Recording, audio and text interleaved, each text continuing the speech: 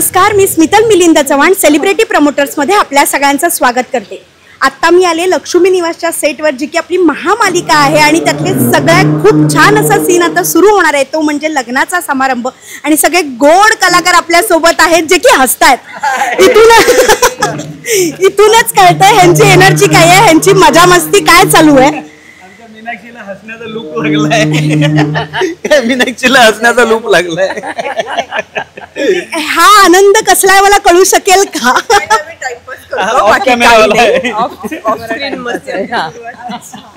तर फायनली लग्न सोहळा आहे म्हटल्यावर तो माहोल तसाच असणार आहे। पण ऑन स्क्रीन जेव्हा आपण लग्न सोहळा करत असतो तेव्हा मग 4 वेळा हार घालणं किंवा अशा पद्धतीचं सगळं सुरू असतं। तर काय किस्से सुरू आहेत, कसं वातावरण सुरू आहे? काही नाही, रोज येतोय। तो पाय धुवायचा सीन झाला, सारखं सारखं पाणी घाला पुसा, पाणी घाला पुसा, असंच चालू आहे। अजून हार घालायपर्यंत वेळ आलेली नाहीये। ओके, पण इन जनरल सकाळी येतोय, तयारी करतोय, 4-4 दिवस त्यात साड्या नेसतोय आणि तुम्हाला आणि शिवाय तेच कपडे घालतोय आणि काम करतोय। आता व्यंकीला आमच्या बिचाराला काही बोलता येत नाही, ऐकता येत नाही, ऐकू येत नाही।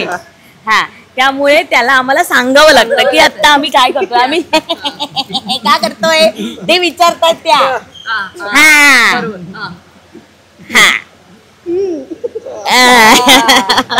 त्याच्या मनासारखं झालंय ना, भावना ताईचं सिद्धू सोबत लग्न व्हावं हे त्याचं इच्छा होती। त्याच्या मनासारखं झालंय, तर आता सगळ्यात जास्त आनंदी आमचं व्यंकीच आहे सध्या। आणि मला असं वाटतं की सिंचना ह्याची बायको आहे, तर आता त्याच्यामुळे तिकडे त्याला आधी घेत नव्हते घरामध्ये, आता याच्या बहिणीला घेतलं तरी आधी मला घेत नव्हते घरात, नंतर कसं बस घेतलं। आता भावनाताईंनी लग्न करून तिकडे गेल्यानंतर परत मला घेणार नाही, असंच होणार। माझ्या राशीतच लागली तू, मंगल राशी। मंगल नाही, पण इन जनरलच मला मजा आलेली आहे, कारण एवढा मोठा वाडा महाल बघून माझी जळली आहे। हो, ऍक्च्युली म्हणून तर मी आज म्हणलं आई शपथ, काय नशीब आहे भावनाचं। नशीब भावनाने एकदम काढलेलं आहे। आधी जान्हवीचं लग्न एवढ्या मोठ्या प्रमाणात झालं, आता हिच्यासाठी एवढं स्थळ आलं। मला मात्र हाक लावून दिलेली आहे, कारण घरातली मोठी मुलगी म्हणून। माणसं बघून छप्पर पाडून देतो। कधी कधी ना आमच्या लक्षातच राहत नाही की आम्हाला मोठी बहीण आहे, म्हणून मी फार कमी वेळा येत असते। आली का समजावे, काहीतरी उद्योग करून तर ही अशी मजा मस्ती सुरू आहे, सगळ्या लग्नाचा माहोल आहे। लग्न म्हटल्यावर कुठेतरी आठवणी ताजा होत असतात किंवा एखादी आठवण पटकन आठवते। अशी तुमचा एक फॅमिलीतली असेल किंवा स्वतःच्या बाबतीत असेल अशी एखादी खास अशी आठवण?